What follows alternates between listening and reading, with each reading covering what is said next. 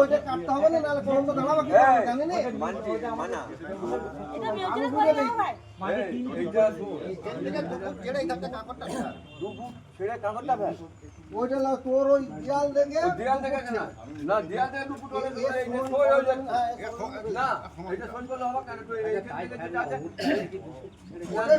না ওইটা তো ছেড়ে ওই জায়গা মাপ কিছু নাই, এখন মোরামটা ওটা যাবে দিবে যখন করবি তুই তো আমি বলছি তুই যদি কলম চার তো কলম করতে পার, তাতে রাস্তা থেকে কি দুপুর এসে দত্ত করতে হবে তোর বুঝিয়ে দিলে তুই ঝামেলা মিটে যাবে। একটা কল করতে গেলে একটা ডোবা লাগে জানিস তো, আর সেটা লাগে তা তোর নিজের জায়গাটা হয় না, পরের জায়গা তো হয়।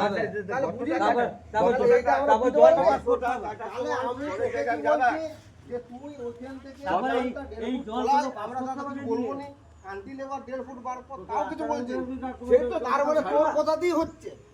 আমার কথাটা কি বলতে চাচ্ছিস তোর কথা আমার কথা বুঝলি না, তুই যদি এখানটায় দেয়ালটা করছিস বললি তো, তাহলে কতটা এলি 1.5 ফুট এলি, আবার কান্টি লেবার বার করছিস এতটা, তাহলে তোর কোথায় তো হচ্ছে। আরে বাবা তাহলে এইটা তোকে বুঝতে পারছি না। না বুঝতে পারেন না, আমি বলতে চাচ্ছি কি ধর এইখান থেকে দুপুর এইখান থেকে বুঝ, তাহলে তো এখান থেকে তুই কথাই বলেন 2 ফুট এটা ছেড়ে এইখান থেকে দুপুর এইখান থেকে দুপুর তোর তো 3 ফুট ছেড়ে দিচ্ছে বলতে।